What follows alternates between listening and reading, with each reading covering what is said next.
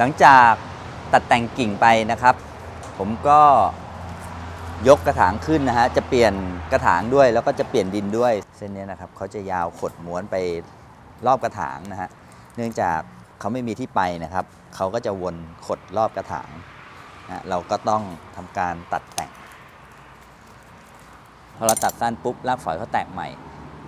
ก็หากิ่งเข้าต้นได้เลยได้เร็วนะครับเร็วกว่าปล่อยที่รากยาวๆ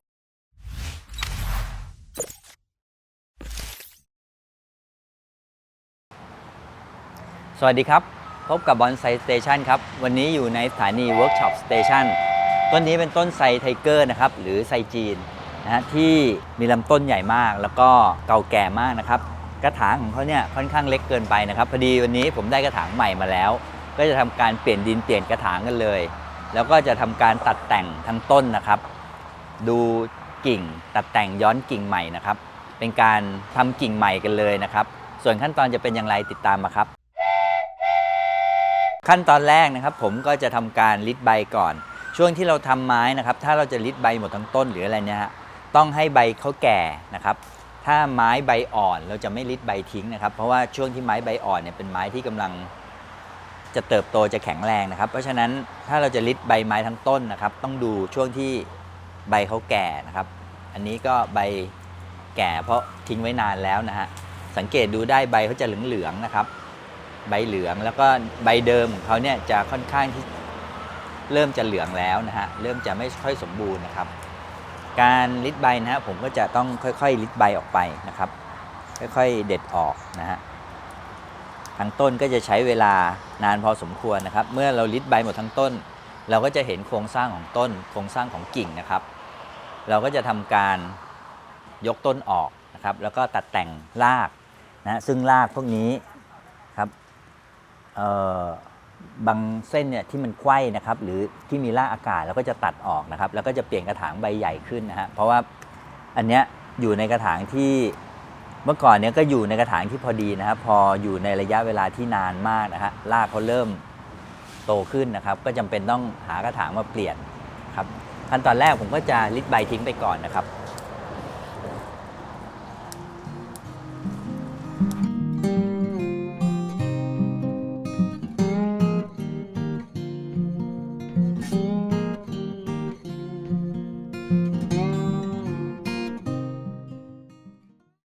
หลังจากเราริดใบแล้วเราจะเห็นโครงสร้างของลำต้นของกิ่งที่ชัดเจนขึ้นนะครับจากนั้นเมื่อเราเห็นโครงสร้างที่ชัดเจนขึ้นเนี่ยเราจะมาทำการตัดแต่งคัดกิ่งอีกรอบหนึ่งนะครับซึ่งกิ่งเนี่ยพอเราริดใบเราจะเห็นมันชัดขึ้นถ้าเราไม่ริดนะฮะมันจะบังพอมันบังเราจะมองเห็นไม่ชัดการซอยกิ่งหรือการตัดแต่งกิ่งเนี่ยนะครับเราก็จะตัดเพื่อเอากิ่งที่มันเกยกันกิ่งที่มันเกินเอาออกนะครับการตัดเนี่ยก็จะมีอยู่ลักษณะก็คือการเล็มเราจะตัดนิดหน่อยนะครับคือตัดออกคู่2คู่นะครับแล้วก็คือการซอยก็คือการตัดมากกว่านั้นเป็นการเลือกกิ่งออกนะครับให้กิ่งชัดเจนขึ้นนะฮะอันนี้เราจะเรียกเป็นการซอยนะครับอีกวิธีหนึ่งก็คือการย้อนก็คือการหรือการคัตแบ็กนะฮะการคัตแบ็กในที่นี้หมายถึงว่ากิ่งนั้นมันยาวเกินหรือบวมนะฮะเราจะตัดออกเพื่อสร้างกิ่งใหม่ออกมาเราก็จะเรียกว่าเป็นการคัตแบ็กนะครับเช่นกิ่งนี้เป็นต้นนะครับกิ่งนี้นะฮะมันจะใหญ่เสมอกันออกมาเลยนะฮะการคัตแบ็กก็คือการตัดย้อนเข้าไปเพื่อสร้างรายละเอียดกิ่งชุดใหม่ออกมานะฮะ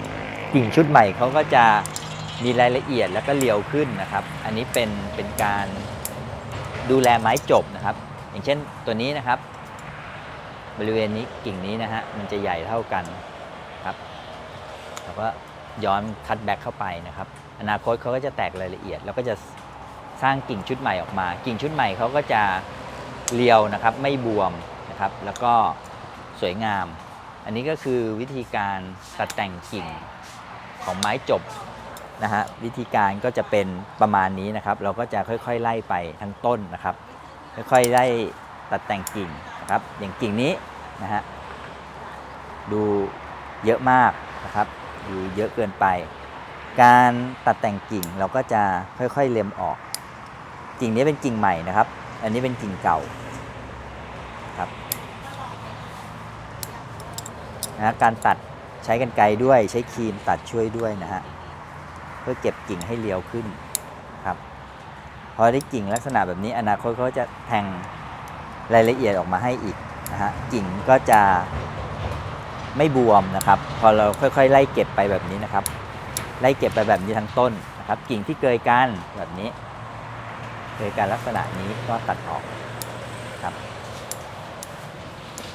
ก็ตัดไปทั้งต้นกิ่งไหนที่จำเป็นต้องเข้าลวดเราก็เข้าลวดเพื่อกระจายกิ่งนะฮะไม่ให้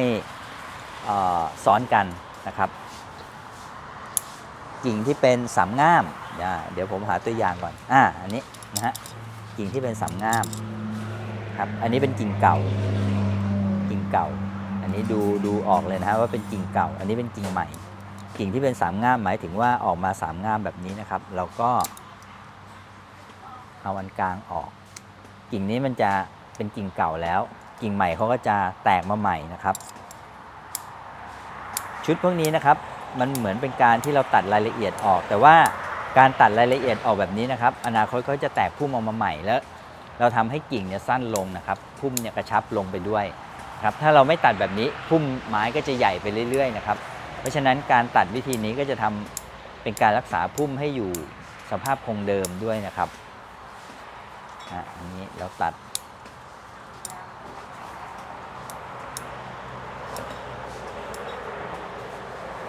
ครับอันนี้เป็นสามง่ามนะแบบนี้นะครับเราก็จะเอาตรงกลางออกครับเอาตรงกลางออกแล้วก็ค่อยๆตัดไล่ไปแบบนี้นะครับกิ่งไม้มันจะพุ่มมันจะไม่ชนกันเลยนะครับพุ่มมันจะไม่ชนกันนะครับพอพุ่มไม่ชนกันเนี่ยไม้มันจะโปร่งพอโปร่งเนี่ยช่วงที่เราตัดไปอาจจะดูโล่งตาเกินไปนะครับแต่ว่าสักพักหนึ่งไม้จะแทงใบอ่อนออกมาแทงกิ่งออกมาใหม่นะครับชุดพวกนี้มันก็จะทำให้ไม้เนี่ยปลายกิ่งไม่เสียนะครับอย่างเช่นอันนี้นะครับ3อันเราก็ตัดอันกลางออกไม้ก็จะแตกคู่ใหม่ออกมาครับอันนี้จะทำให้พุ่มไม้เนี่ยอยู่ในกระชับลงเป็นการกระชับพุ่มด้วยนะครับก็ต้องค่อยๆไล่ทำไปแบบนี้ทั้งต้นนะครับอันนี้กิ่งชุดนี้นะครับลักษณะแบบนี้อันนี้เป็นกิ่งเดิมอันนี้เป็นกิ่งชุดใหม่เราเก็บกิ่งชุดใหม่ไว้ชุดเก่าเราไม่เอานะครับกิ่งชุดใหม่ที่แตกออกมาเนี่ยกิ่งเขาจะโค้งลงสังเกตเห็นนะครับกิ่งเขาจะโค้งลงพอกิ่งเขาโค้งลงเนี่ยมันจะทำให้ไม้เนี่ยเป็นพุ่มนะครับกิ่ง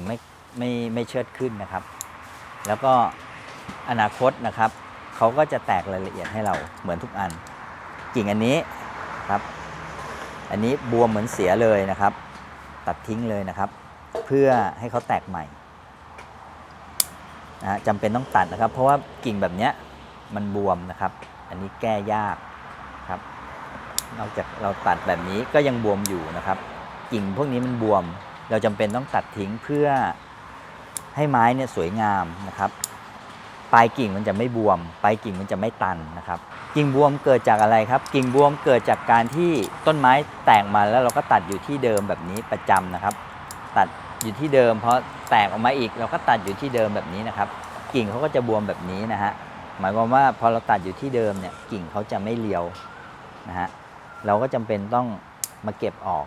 นะครับเนี่ยจะเห็นกิ่งบวมนะครับ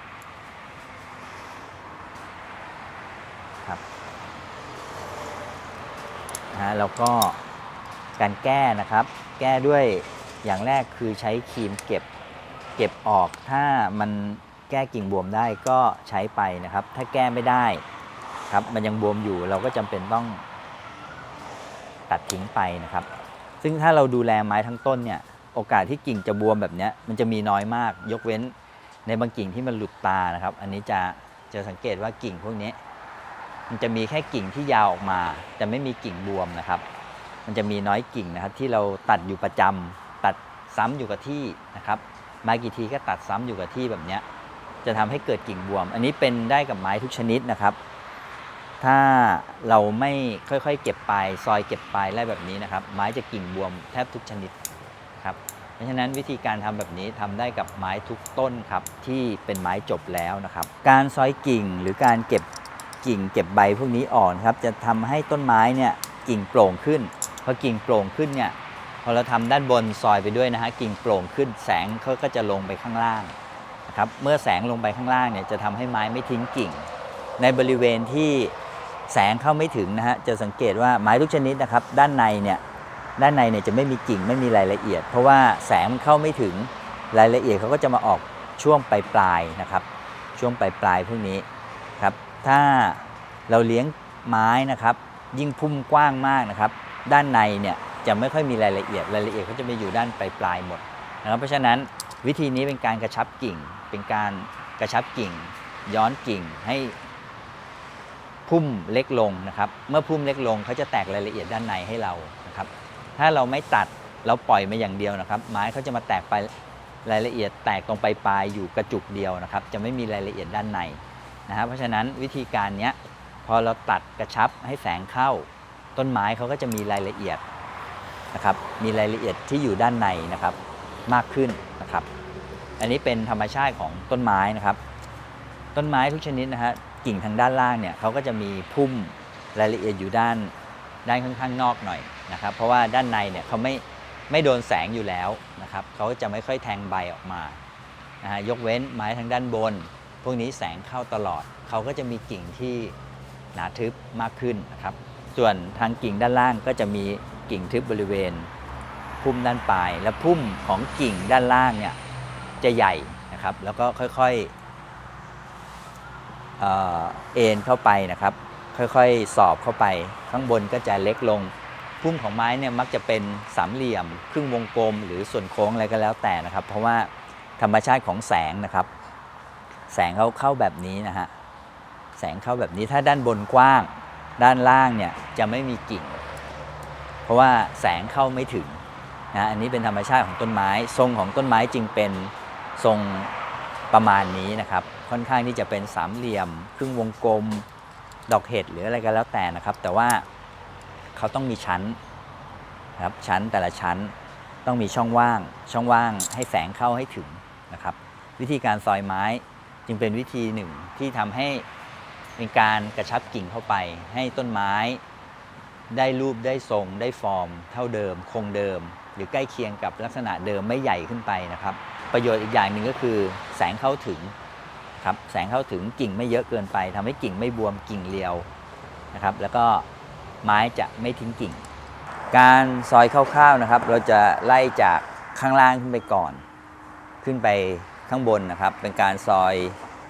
พุ่มให้มีระยะของพุ่มโดยคร่าวๆก่อนนะครับในแต่ละกิ่งเนี่ยเขาจะมีชั้นของเขาอยู่นะครับมีชั้นอยู่เพราะฉะนั้นเราจะดูง่ายเมื่อเราลิดใบไปแล้วนะฮะเราก็ค่อยๆซอยไล่ขึ้นไปตามแนวระดับพุ่มเดิมนะฮะแต่ว่าพุ่มเนี่ยจะกระชับสั้นลงนะครับอย่างเช่นทางด้านหน้าไม้นะครับด้านหน้าไม้ด้านนี้นะฮะด้านนี้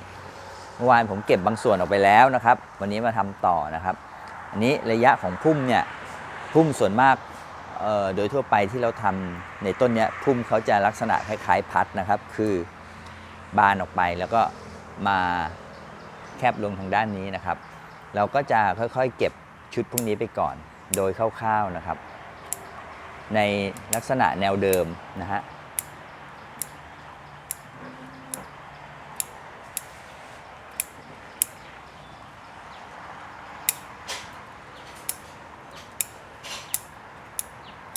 เราเก็บชุดพวกนี้คร่าวๆไปนะครับด้านให้ได้พุ่มแล้วก็ทางด้านข้างพุ่มของต้นไม้นะครับพุ่มของเขานี่จะเป็นหลังเต่านะครับคือด้านนี้จะต่ำแล้วเขาจะค่อยๆสูงขึ้นมาด้านในนี่ก็จะต่ำลงด้านในเนี่ยมันจะไม่มีกิ่งก้านอยู่แล้วนะครับเพราะว่าเขาไม่โดนแสงนะครับเนื่องจากพุ่มข้างบนเนี่ยบังอยู่ทางนี้ก็จะไม่โดนแสงเพราะฉะนั้นตรงนี้จะไม่มีใบด้วยธรรมชาติของต้นไม้อยู่แล้วนะครับแต่บริเวณนี้เขาจะลาดเอียงนะครับการที่ลาดเอียงเนี่ยแสงเขาจะเข้าถึงนะครับเพราะฉะนั้นการทำต้นไม้นะครับไม่ว่าจะเป็นการซอยการเข้าลวดทำกิ่งต่างๆเนี่ยต้องคำนึงถึงแสงแดดเป็นสำคัญนะครับ เบื้องต้นเราตัดตรงนี้ก่อนนะครับตัดให้ได้พุ่มก่อน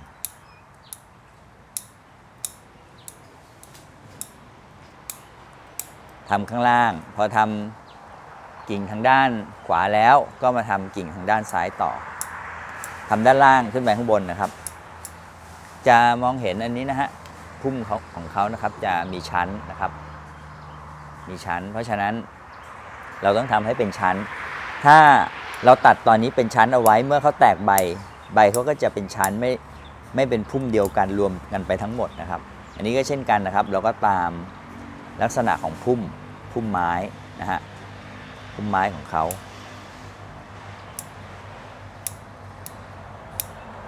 ตัดด้านข้างก่อนนะครับ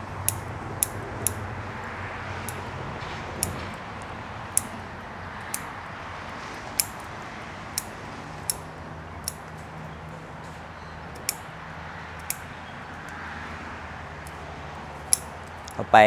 ด้านในนะฮะพุ่มเขาจะลักษณะแบบนี้นะครับโค้งมานะครับแล้วก็โค้งเข้านะฮะพอเราตัดได้พุ่มด้านข้างแล้วก็มาไล่ทางด้านบนครับ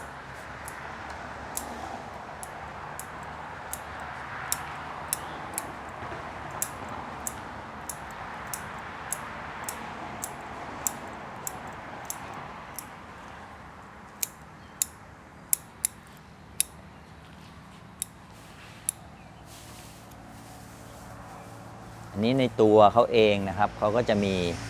พุ่มอีกชั้นหนึ่งนะฮะเราก็ต้องแยกของเขาออกให้เห็นอย่างชัดเจนนะครับ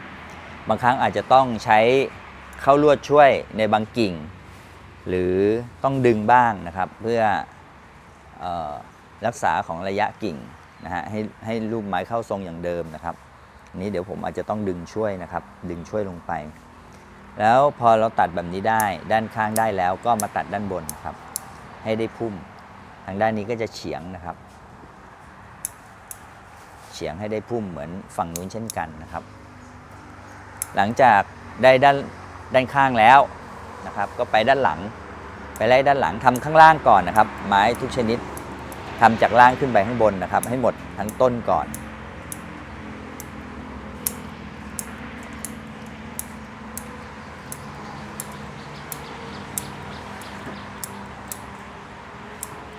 อันนี้เป็นคนละกิ่งกันแล้วนะฮะนี่เป็นกิ่งอีกชุดหนึ่งแล้วนะครับเพราะฉะนั้นจะเห็นชั้นช่องว่างอย่างชัดเจนนะครับอยู่กันคนละชั้นไม้เขาก็จะไม่รวมเป็นชั้นเดียวกันไม่รวมเป็นพุ่มเดียวกันแยกชั้นชัดเจนนะครับพุ่มนี้ด้านนี้ผมตัดไปแล้วนะฮะพอเราตัดด้านล่างเสร็จเราก็มาไล่ด้านบนต่อด้านบนเนี่ยพุ่มของไม้นะฮะมันจะต้องเอียงขึ้นไปนะครับเอียงขึ้นไปเพราะฉะนั้นพอเราไล่ด้านล่างแล้วเราก็มาไล่ด้านบนต่อเราก็จะไล่แบบนี้ไปทั้งต้นนะครับพอไล่ไปทั้งต้นเสร็จแล้วค่อยกลับมาทำข้างล่างใหม่อีกครั้งหนึ่งก็คือมาค่อยๆเก็บกิ่งที่เกินออกนะครับมาไล่เก็บกิ่งที่เกินออกอีกครั้งหนึ่งกิ่งที่เกยกันกิ่งที่บวมกิ่งที่แห้งอะไรพวกนี้นะฮะมันจะมีอยู่ในต้นไม้ทุกต้นนะฮะอันนี้เป็นธรรมชาติของต้นไม้ในบางกิ่งที่เกยกันเราก็อาจจะเข้าลวดเพื่อกระจายกิ่งใหม่นะฮะเพื่อกระจายกิ่งครับอย่างกรณีเช่นนี้นะฮะเบียดกันเกินไปนะครับเราก็จะต้องเข้าลวดเพื่อกระจายกิ่งใหม่อีกครั้งหนึ่งแต่ว่าเราทำคร่าวๆรอบแรกไปก่อนครับทำรอบแรกก็คือการค่อยๆซอยอย่างนี้แล้วก็ไปไล่นะครับแล้วก็ค่อยไปไล่เก็บกิ่งที่มันเกินกิ่งที่มันซ้อนกันเบียดกันนะฮะกิ่งที่ไม่ต้องการอย่างเช่นกิ่งแบบนี้เราค่อยมาไล่ทีหลังนะฮะอันนี้เป็นตัวอย่างเราไล่คร่าวๆไปก่อนแล้วค่อยมาไล่อีกทีหนึ่งแล้วหลังจากไล่เสร็จก็ค่อยๆมาเข้าลวดบางกิ่งที่ต้องการจะเข้าลวดเช่นบางอันกิ่งเกยกันนะครับอันนี้นะฮะอย่างเช่นกิ่งนี้เป็นต้นครับก็ต้องมาเข้าลวดใหม่ครับการทำบอนไซนะครับจะต้องถ้าเราต้องการไม้ที่สวยงามก็ต้องพิถีพิถันหน่อยนึงนะครับโดยทั่วไปแล้วเนี่ยไม้บางชนิดเนี่ยถ้าเราตัดมันอย่างเดียว นะฮะตัดคุมไปอย่างเดียวตัดคุมโดยที่มีใบหรือไม่มีใบก็แล้วแต่เนี่ยเราตัดคุมไปอย่างเดียวแล้วเราไม่มาทำการย้อนกิ่งบ้างเก็บทำให้กิ่งมันโปร่งบ้างอะไรบ้างเนี่ยปลายกิ่งเขาจะบวมนะครับหรือ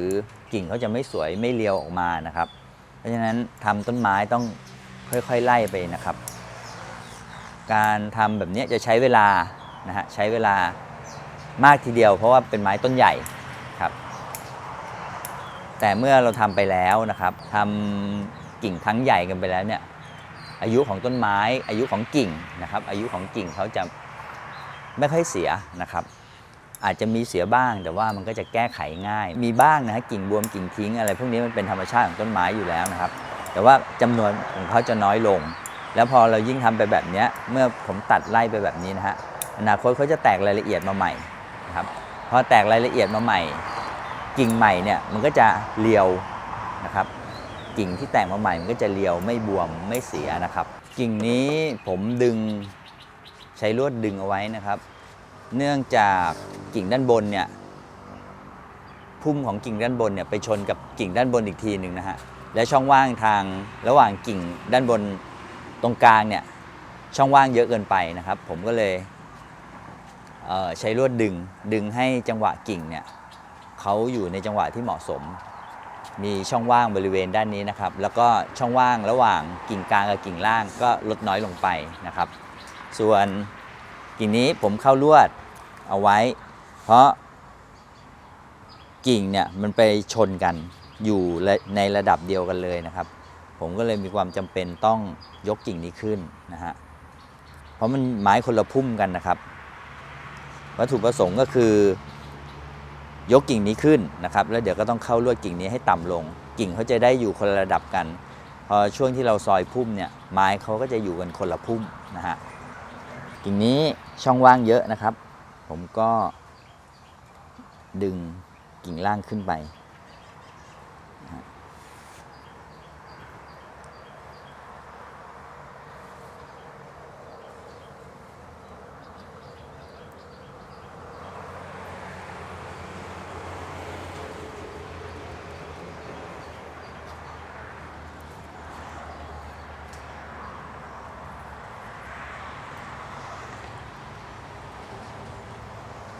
กิ่งนี้ผมจะกดกิ่งลงนะครับก็จำเป็นต้องเข้าลวดนะฮะเราไม่ดัดเพราะว่าต้องการดัดในระยะทิศทางด้วยนะครับถ้าให้ได้อยู่ขึ้นลงอย่างเดียวก็ใช้ดึงเอาได้นะครับแต่อันนี้ผมต้องการกระชับพุ่มเข้าไปหน่อยหนึ่งนะฮะเพื่อหนีกิ่งด้านบนนะครับไม่ให้มาเกยกันครับเวลาเราทำแบบนี้ต้นไม้เราจะมองเห็นกิ่งที่ชัดเจนขึ้นชั้นที่ชัดเจนขึ้นนะครับการตัดแต่งใหม่ๆเนี่ยอาจจะดูต้นไม้อาจจะดูโล่งๆไปบ้างนะครับแต่เมื่อแตกใบมาแล้วเขาก็จะได้ฟอร์มนะฮะอย่างที่เราต้องการพอดีกิ่งตรงนี้นะครับมี3กิ่งขึ้นมามุมเดียวกันครับเราเอาออกกิ่งหนึ่ง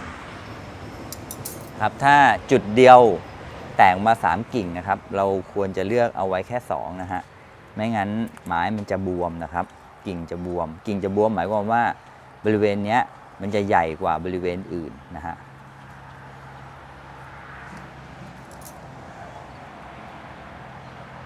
ตรงนี้นะครับกิ่งนี้กิ่งเกยคู่กันครับ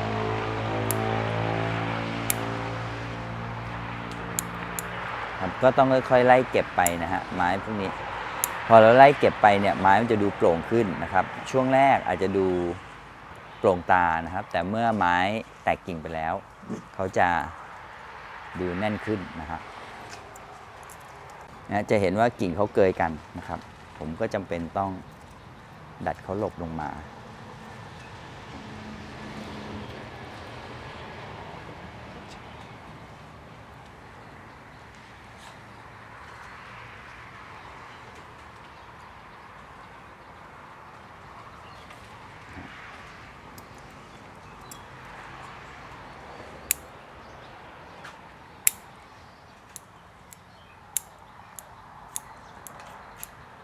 ครับพุ่มเขาก็จะไม่เกยกันแล้วนะครับ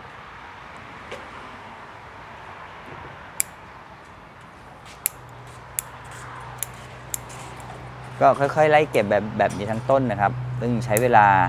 พอสมควรเลยนะครับทำต้นนี้ถ้าเราจะทำให้สวยๆนี่ใช้เวลากัน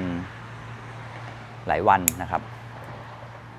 ก็ต้องค่อยๆไล่เก็บไปเรื่อยๆนะครับดังนั้นการทำบอนไซนะครับบางทีปริมาณที่เยอะแล้วเราดูแลไม่ทันก็อาจจะทำให้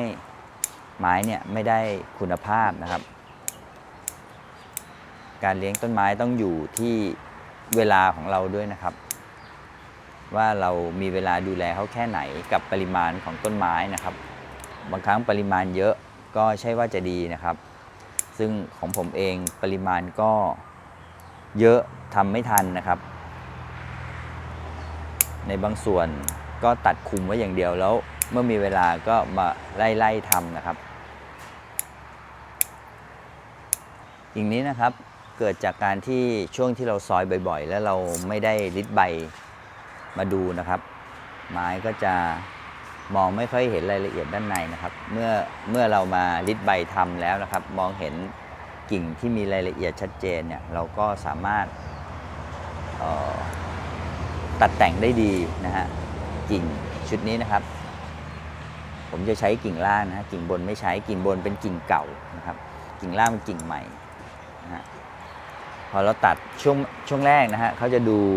ไม่ค่อยเต็มนะครับดูเป็นแบบนี้นะฮะแต่เมื่อเขาแตกใบมาแล้วนะครับอนาคตเขาก็จะแตกรายละเอียดมาอีกนะครับนี่ก็จะเห็นรายละเอียดด้านในแตกมานะฮะ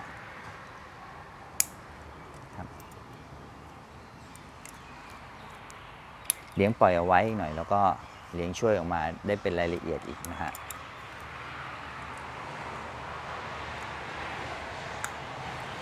กิ่งด้านในเป็นธรรมชาติของเขาอยู่แล้วนะครับว่ากิ่งเขาต้องทิ้งไปนะครับก็ใช้ครีมเก็บให้ที่บวมๆนะครับที่เป็นรอยหักหรืออะไรอย่างนี้นะครับก็เก็บไปไม่นานต้นไม้แผลก็จะเดินมาปิดนะฮะอันนี้เป็นธรรมชาติของต้นไม้นะครับโดยเฉพาะต้นไทรนี่แผลจะเดินเร็วนะครับตอนนี้ผมก็จะซอยไล่ไปก่อนนะครับ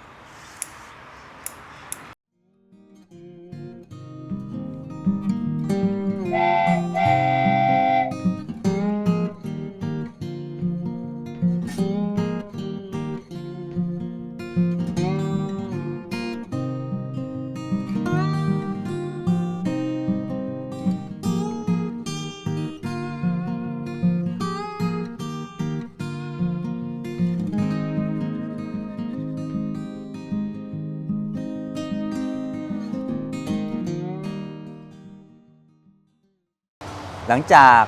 ตัดแต่งกิ่งไปนะครับผมก็ยกกระถางขึ้นนะฮะจะเปลี่ยนกระถางด้วยแล้วก็จะเปลี่ยนดินด้วยซึ่งวัตถุดิบวัสดุปลูกเนี่ยประมาณ3 ปีเศษรวมๆ4 ปีแล้วนะฮะไม่ได้เปลี่ยนก็จะเปลี่ยนกระถางด้วยแล้วก็จะตัดแต่งรากด้วยนะฮะแล้วก็เปลี่ยนดินด้วยครับซึ่ง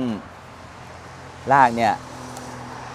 เขาเริ่มแน่นกระถางนะครับแล้วก็ใหญ่เกินไปหน่อยนะฮะผมก็จะตัดรักษารากที่มันค่อมกันแบบนี้เราก็จะเอาออกนะฮะก็จะค่อยๆไล่ทำไปทั้งต้นนะครับช่วงนี้นะฮะบางท่านอาจจะถามว่าเข้าหนาวทำได้หรือครับต้นไทรทำได้ทุกฤดูกาลฮะโดยส่วนตัวผมต้นไทรเนี่ยผมทำได้ทุกฤดูนะฮะมันเป็นไม้ที่ทนมากนะครับแต่ถ้าเป็นไม้ประเภทอื่นก็จะตัดแต่งนะครับจะไม่ตัดรากหรือเปลี่ยนดินอะไรนะฮะ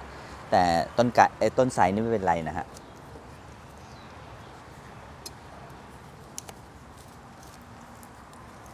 รากพวกนี้นะครับที่ไขว้กันนะครับพวกนี้นะฮะเราจะเอาออก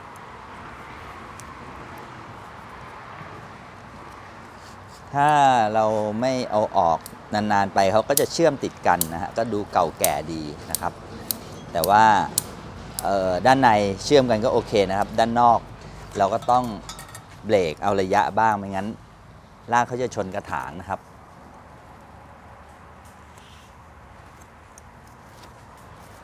แถ ลที่ตัดแต่งพวกนี้ก็ทายานะครับใช้ยาทาแผลทารักษาได้นะฮะไซแผลจะเดินเร็วนะครับเป็นไม้ที่เติบโตเร็วแผลเดินเร็วนะฮะแล้วค่อนข้างแข็งแรงทีเดียวนะฮะไม่ค่อยมีปัญหาในการเปลี่ยนดินนะครับรากของเขาเนี่ยถ้าเราปล่อยไว้นานๆนะฮะรากเขาจะยาวขดม้วนไปเลยนะฮะเนี่ยเส้นนี้นะครับเขาจะยาวขดม้วนไปรอบกระถางนะฮะเนื่องจากเขาไม่มีที่ไปนะครับเขาก็จะวนขดรอบกระถางนะเราก็ต้องทำการตัดแต่งถ้าทิ้งไว้นานๆนะครับทิ้งนานๆหลายๆปีรากพวกนี้ก็จะเส้นใหญ่ขึ้นนะครับตัวนี้จะเป็นครีมตัดรากนะครับลักษณะเขาจะคล้ายๆครีมปากนกแก้วนะฮะก็มีหลายขนาดอันนี้เป็นครีมปากนกแก้วนะครับข้อแตกต่างของเขาคือครีมปากนกแก้วเนี่ยเขาจะมีส่วนโค้งนะฮะมีส่วนโค้งแต่ตัดรากมันจะไม่โค้งมันจะเรียบครับลักษณะเขาจะคล้ายๆกันนะฮะทรงเดียวกันเลยแต่ว่าลักษณะของการงับนะฮะการตัดเขาจะต่างกันครับอันนี้เป็นครีมตัดรากซึ่งครีมตัดรากก็มีหลายขนาดนะครับเช่นเดียวกับปากนกแก้วนะครับมีขนาดเล็กขนาดกลางขนาดใหญ่นะครับแล้วก็อันนี้เป็นจริงๆอ่ะมันก็คือขนาดใหญ่แล้วนะครับแต่บังเอิญไปเจอตัวนี้มานะครับใหญ่มากนี่ใช้คำว่าใหญ่มากตัดรากนะฮะซึ่งได้กำลังดีนะครับเหมาะสำหรับทำไม้ใหญ่ๆนะฮะน่าจะประมาณ40เซนนะครับนี่ก็เป็นตัดล่างเหมือนกันจะเห็นว่าปากเขาเรียบนะครับ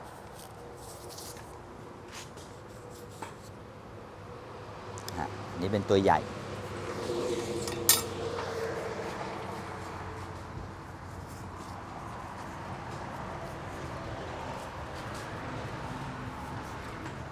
ซึ่งตัดได้กำลังดีนะครับ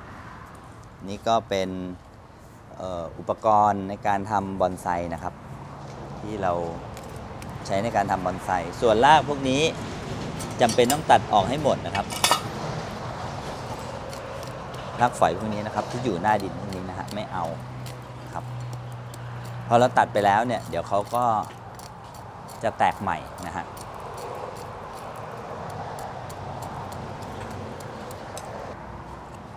รอยแผลจากการตัดพวกนี้นะครับก็ใช้ยาทาแผลทานะฮะซึ่งการใช้ยาทาแผลทาเนี่ยจะเป็นการป้องกันเชื้อโรคครับไม่ให้เข้าที่แผลแล้วก็ยังทำให้แผลสมานได้เร็วนะครับสำหรับท่านที่ไม่มียาทาแผลนะครับก็ใช้คุณแดงที่กินกระหมากก็ใช้ได้นะครับ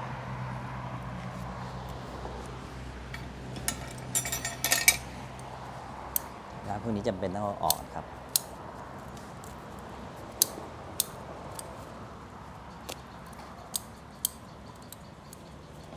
ก็ไล่ทำไปแบบนี้ทั้งต้นนะฮะแล้วก็แผลที่เป็นรอยตัดพวกนี้นะครับเดี๋ยวต้องมาเก็บแผลอีกนะครับใช้ครีมหรือใช้มีดแต่งแผลบริเวณที่เราตัดอีกนะฮะแต่งให้โค้งมนให้เข้ากับรูปของโคนนะครับกับโคนต้นไม้แล้วก็ใช้ยาทาแผลทานะฮะก็จะทำให้รากเนี่ยดูชัดเจนขึ้นส่วนรากที่ขึ้นตามต้นนะครับพวกนี้เอาออกนะครับบางทีต้นไทรเนี่ยจะมีรากอากาศที่ย้อยลงมานะฮะบางท่านอาจจะชอบก็แล้วแต่ความชอบส่วนบุคคลนะครับจะเก็บไว้ก็ได้หรือจะเอาออกก็ได้แต่โดยส่วนตัวผมจะเอาออกนะฮะรากที่เป็นรากอากาศเนี่ยถ้ามันมาแตะพื้นดินนะครับจะทำเนี่ยถ้าสมมุติเขาไปแตะพื้นดินได้นะฮะรากเขาจะโตใหญ่นะครับพอใหญ่มากๆก็จะทำให้กิ่งบวมเหมือนกันนะครับบริเวณกิ่งตรงนั้นก็จะโตกว่ากิ่งอื่นนะครับก็ต้องคอยควบคุมนะอันนี้อยู่ที่ความชอบส่วนบุคคลนะครับว่าจะชอบเก็บรากอากาศไหมนะฮะแต่ส่วนตัวผมเองผมจะเอาออกหมด ใช้ตะเกานะครับคุยรากครับเอาดินเก่าออกนะครับแล้วเราจะเติมดินใหม่ให้ตุ้มบางลงนะฮะแรงไกลแต่ง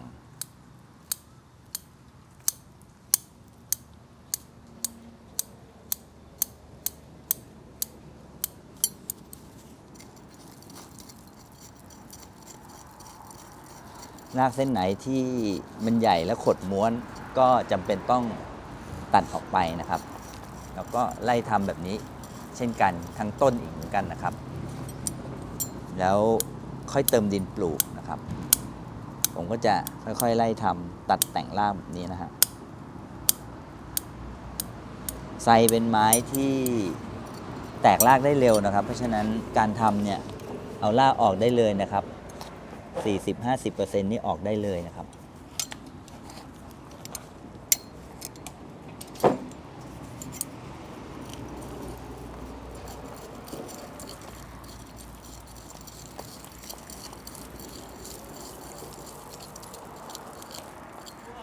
การที่เราตัดรากออกนะครับเป็นการให้รากชุดใหม่แตกออกมานะครับรากชุดเก่าเนี่ยพอเขายาวมากๆนะฮะเขาจะเต็มแน่นกระถางนะครับแล้วก็โดยทั่วไปเนี่ยรากเขาจะเป็นรากฝอยนะฮะหากินด้วยรากฝอยนะบอนไซพอเราตัดไปเนี่ยรากฝอยชุดใหม่เขาจะแตกออกมานะครับแตกออกมาใกล้กับลำต้นแล้วก็เขาจะหากินได้เร็วนะถ้ารากแน่นกระถางเกินไปอย่างแรกก็จะทำให้ดินแน่นนะครับน้ำไม่ค่อยระบายแล้วระบบรากเยอะเกินไปเนี่ยไม่ดีนะครับคือรากเขาจะยาวม้วนกระถางอัดแน่นกระถางดินแน่นน้ำไม่ระบายอย่างที่สองก็คือระยะทางที่รากเขาจะแตกรากฝอยเนี่ยมันจะน้อยลงนะครับเพราะว่าพื้นที่มันน้อยลงพอเราตัดสั้นลงไปเนี่ยพอเราตัดสั้นรากฝอยเขาแตกใหม่นะฮะพอเราตัดสั้นปุ๊บรากฝอยเขาแตกใหม่ก็หากินเข้าต้นได้เลยได้เร็วนะครับเร็วกว่าปล่อยที่รากยาวๆกว่าที่เขาจะเดินทางมาถึงต้นมันก็จะช้านะครับมันทำให้เปลืองกำลังของต้นไม้นะครับแล้วพอเราตัดรากฝอยไปเปลี่ยนดินใหม่ดินจำเป็นต้องเปลี่ยนเพราะว่าเราปลูกในพื้นที่จำกัดนะครับสารอาหารมันก็จะหมดไปนะครับแล้วเลี้ยงไปนานๆดินแน่นด้วยอะไรด้วยนะครับพอเราเติมดินใหม่ไปได้รากใหม่กินอาหารใหม่ไม้ก็จะเติบโตแข็งแรงดีนะครับ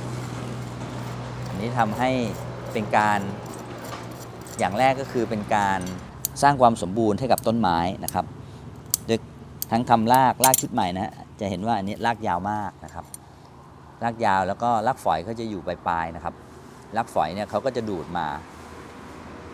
ยาวนะฮะระยะที่เขาจะดูดน้ำกว่าจะมาถึงต้นนะครับแต่ถ้าเราตัดเขาให้สั้นนะครับรากฝอยชุดใหม่เขาก็จะกินน้ำเลยดูดขึ้นต้นได้เร็วเลยนะครับหลังจากเราเปลี่ยนดินนะฮะก็ใช้ B1 หรือน้ำยาเร่งรากผสมน้ำลดช่วยด้วยนะครับแล้วถ้าเป็นไปได้ก็ใส่ยาป้องกันเชื้อราไปด้วยนะครับการเปลี่ยนดินทุกครั้งเนี่ยมันเป็นการตัดแต่งปลายรากเขาจะมีแผลนะครับเชื้อโรคหรือเชื้อราต่างๆก็อาจจะเข้าไปที่ต้นได้นะครับก็ใช้นอกจากใช้ยาเร่งรากแล้วก็ใช้ยาป้องกันเชื้อรานะครับหรือไตโคเดอร์มาก็ได้นะฮะไตโคเดอร์มาจะเป็นเชื้อราตัวดีนะครับไม่ค่อยมีโทษกับร่างกายนะครับเราก็จะตัดแต่งแบบนี้ไปทั้งต้นนะครับเอาดินเก่าออกนะครับแล้วก็ตัดแต่งรากใหม่ผมเตรียมวัสดุปลูกแล้วนะครับเป็นสูตร1นะฮะเป็นวัสดุปลูกสูตร1ครับอันนี้เตรียมพื้นที่เอาไว้แล้วเดี๋ยวเราจะยกต้นไม้ที่เราตัดแต่งรากเรียบร้อยแล้วนะครับก็วางได้เลยนะครับกระถางเดิม1 เมตรนะครับใบนี้1.20 เมตรนะครับความกว้าง1.20 เมตรใหญ่ขึ้นประมาณ20 เซนนะครับก็ จริงๆตั้งใจว่าจะขยายขึ้นมาสัก10 เซนแต่ว่าหากระถางไม่ได้นะครับก็เลยต้องใช้ใบ1.20 เมตรนะฮะแล้วก็เตรียมวัสดุปลูกเรียบร้อยแล้วตุ้มของต้นไทรแต่ง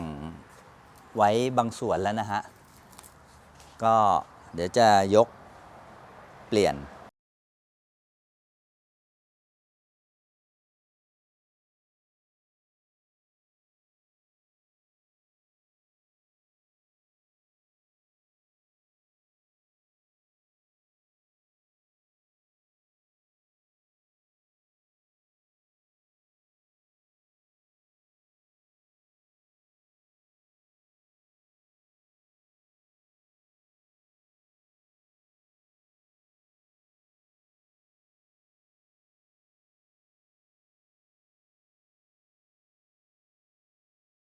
หลังจาก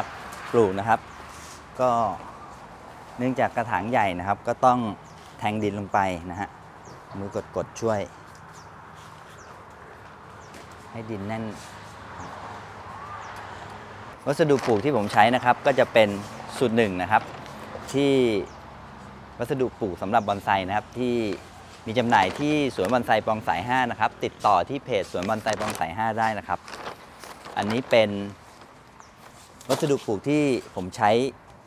ทั้งสวนนะฮะเป็นสูตรของผมเองนะครับเขาจะ